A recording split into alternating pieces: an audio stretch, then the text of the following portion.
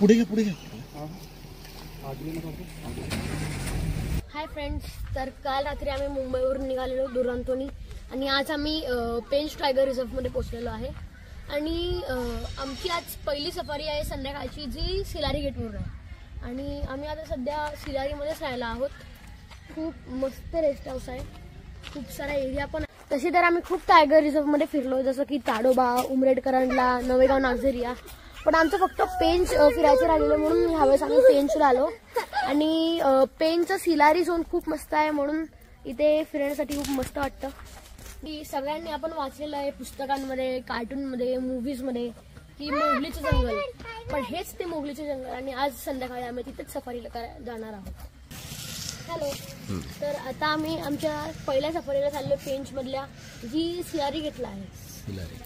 So आता त्या तिकडून सगळ्या जिप्सी निघतील आणि मग सिलारी गेटवरून सगळ्या जिप्सी एंटर होतील. प्रीत, तू कुठे चाललायस?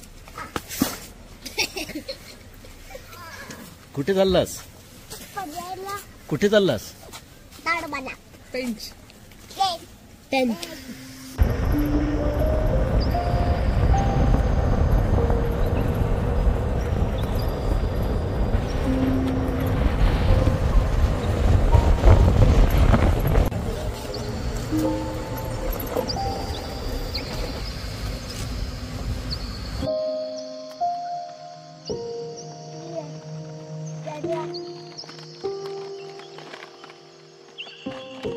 झाडाचा रंगाने तो मॅच झाला. एक्झॅक्टली काय कॅमोफ्लेज होते म्हणून दिसलं नाही मला तो थोडासा ग्रीनरी इकडे असतो ना. तू बस खाली बाबडी.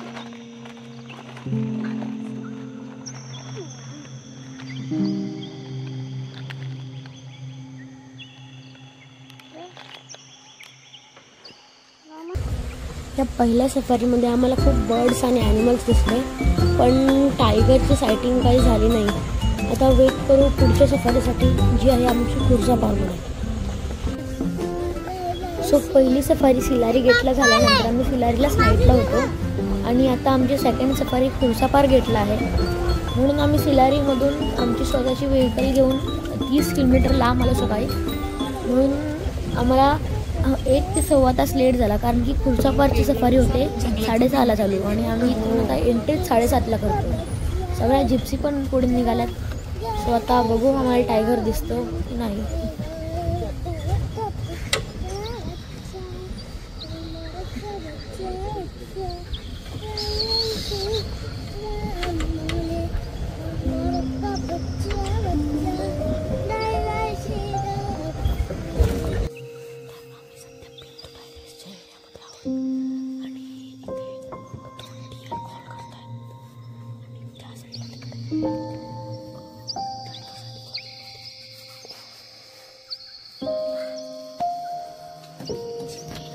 सो आम्ही एंट्री केल्या 10 ते 15 मिनटातच थोड्या अंतरावर काही जिप्सी थांबलेल्या आणि आम्हाला त्यांच्याकडून कळालं की ह्या स्पॉटवर सकाळीच बिंदू आणि तिची फिमेल कब एफ मार्क स्पॉट झाली ती.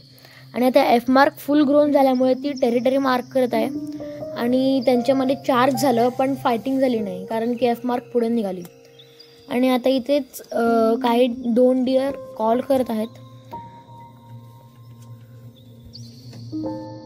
आणि थोड्या वेळात सगळ्यांचे कॅमेरा लगेच वर झाले, कारण की त्या टेकडीवरून एफ मार्क टायग्रेसची ग्रँड एंट्री झाली. ती बोल्ड अँड बिंदास चाल घेत आमच्या जिप्सीकडे येत होती.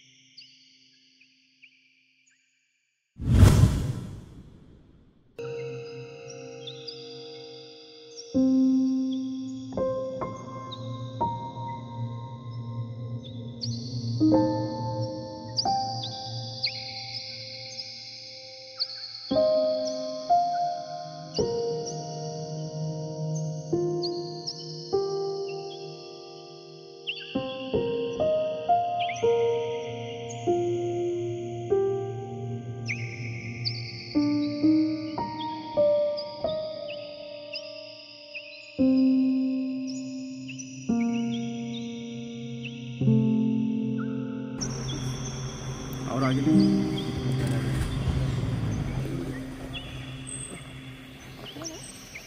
ते चालली आता ती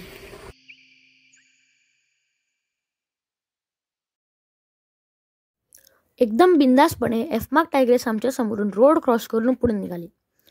तिची चाल बघून असं वाटत होतं की ती पेंचमधली होणारी फ्युचर क्वीन आहे. आणि ती थोड्या अंतरावर गेल्यावर पुढे जाऊन थांबली आणि ती कंटिन्यू एका दिशेकडे बघत होती. तिच्या बॉडी लँग्वेजवरून असं वाटत होतं की ती काहीतरी हंटिंगच्या शोधात आहे. आणि पेंचबद्दल सांगायचं झालं तर पेंच हे 2 राज्यांमध्ये पसरलेलं आहे. एक महाराष्ट्र पेंच आणि दुसरं मध्य प्रदेश पेंच.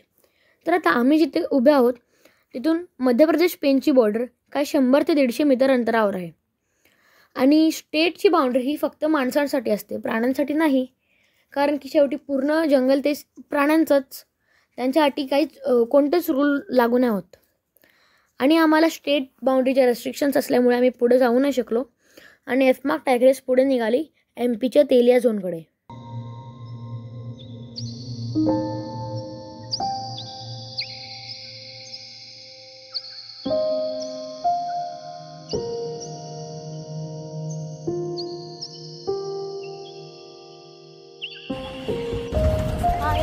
तर आता आमची थर्ड सफारी आहे. जी सफार घेतला आहे आणि आम्ही सकाळी पण याच घेतला आलो, पण आम्हाला थोडं लेट झालं. पण आम्हाला टायगरची सायटिंग झाली ही एफ मार्क ही बिंदू टायगरची मुलगी होती. सो आता आम्ही चाललो आहे इव्हिनिंगच्या सफारीला. खुरसपार घेतलाच.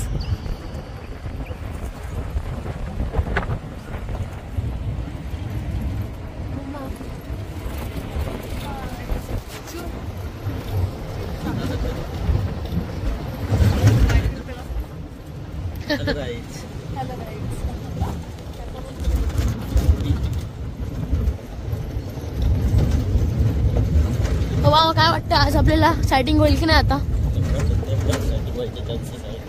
सकाळी सायटिंग झाली ऑलमोस्ट आहेतच. आपण ट्राय करू आता. हाय, तर सध्या आम्ही ते बिंदू टायगर शोधत होतो, पण ती क्रॉस झाली आणि आम्हाला मिळाली नाही. आणि सध्या इथे समोर एक ते लेपर्ड बसलेला आहे, पण तो खूप आतमध्ये बसला म्हणून दिसत नाही. आणि ह्या इथे त्या लेपर्डची किल आहे. एक स्पॉटेड डिअर किल केलंय. आताच त्याने किल केलंय, पण तो गाड्या बघून आतमध्ये गेला. आता बघू तो येतो की नाही किल जवळ. सगळे इथेच वेट करतात.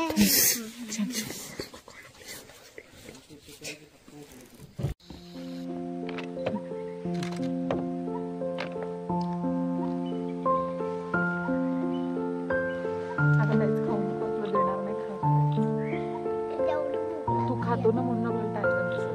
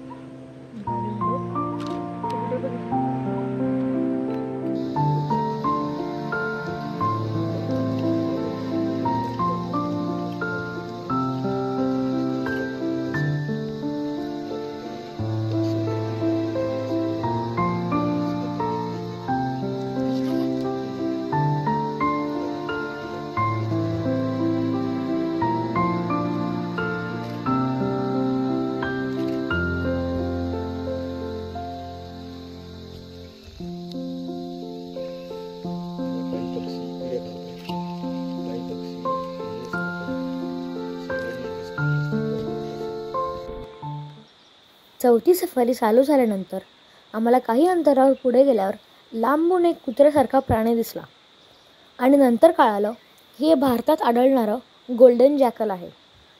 हे दिसायला जरी छोटं असलं तरी या जॅकलची पूर्ण वाढ झालेली आहे आणि हे जॅकल्स सहसा जोडीने राहतात.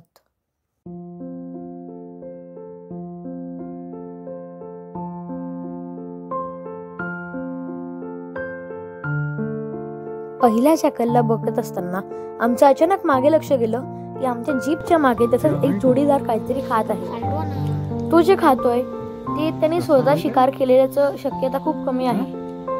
हे एकतर दुसऱ्या प्राण्याचे शिकार केलेल्याचं मांस त्याने चोरलेलं असेल.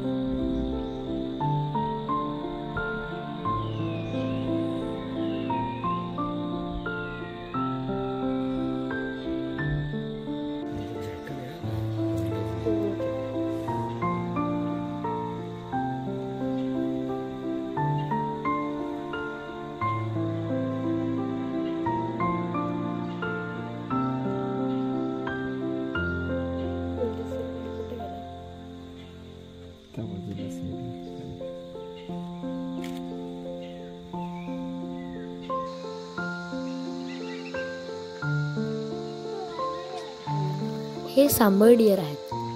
डिअर प्रजातीमधले सगळ्यात मोठा प्राणी आणि हे सकाळी सकाळी तळ्याच्या पाण्यामध्ये मस्तपैकी खेळत आहेत.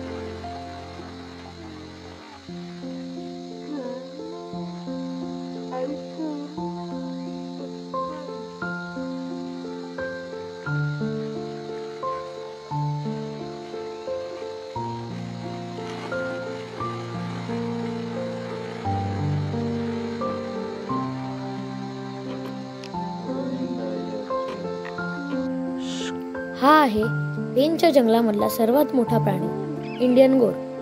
तसे तर 4 सफारींमध्ये आम्ही खूप इंडियन गोर बघितले, पण हा वाला मेल इंडियन गोर आहे आणि याची फुल ग्रोथ झालेली आहे. साधारणपणे एका मेल गोरचं वजन 1 टन पर्यंत असतं.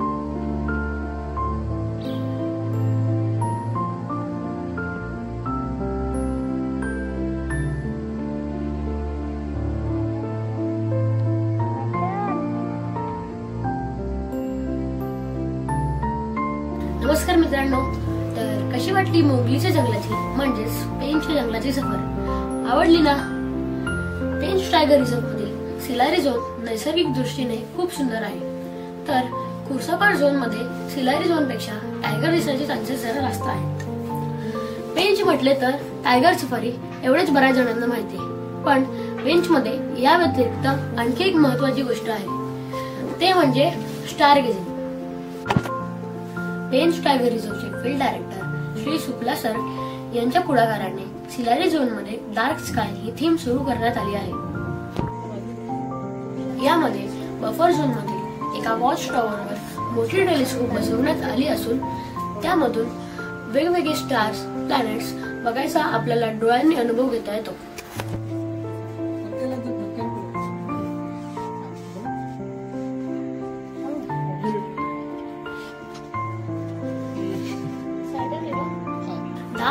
थीम असलेले हे भारतातील पहिले आणि आशियातील 5वे टायगर रिझर्व आहे. त्यामुळे मोठ्यांसोबतच मुलांना देखील पेंच टायगर रिझर्वला भेट दिल्यास महाराष्ट्रातील नेचर, वाईल्ड लाईफ, बर्डिंग याचा आनंद तर घेता येईलच, पण या व्यतिरिक्त स्टार गेझिंगचा देखील वेगळा अनुभव घेता येईल. तुम्हाला देखील एक्सप्लोरिंगची आवड असल्यास पेंच टायगर रिझर्वला एकदा तरी नक्की भेट द्या. सर्वांना हा व्हिडिओ आवडला असेल तर पेजेस ऑफ वाईल्ड लाईफ या चॅनलला सबस्क्राईब करा आणि ह्या व्हिडिओला लाईक करायला विसरू नका. पुन्हा लवकरच भेटूया पुढील व्हिडिओमध्ये, ते म्हणजे महाराष्ट्रातीलच नाही तर जगातील प्रसिद्ध अशा तारू वन म्हणजेच ताडोबा व्याघ्र प्रकल्पातील वाघांसोबत.